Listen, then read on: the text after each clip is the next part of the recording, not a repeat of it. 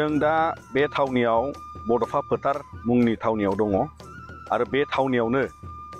फैबाय थानाय नैबे दाननिनो 13निफ्राय 16सिम 13, 14, 15, 16 मार्च दानाव दुलाराय बर' फरायसा आफादनि 57थि बोसोरसालिया जथुमा जागोन आरो बे थावनियाव गासै बावहाय जोंनि थान्दै मेल थान्दै बादाजों लानानै गाहाय सायनासालि बेजों लोगोसे दिन्थिफुंसालि आरो गोबां बावहाय साइन्स एक्जिबिशनजों लोगोसे आलादायै बाहाय गुबुन गुबुन हाबाफारि दङ आरो बेनिखायनो दा बे जायगायाव खामानि सोलिगासिनो दं। पेन्डेल लुनाय, डेलिगेट हल केम्प लुनाय, बायदि गेट बानायनाय साजायनाय खामानिफ्रा बेवहाय मावफुंजागासिनो दं।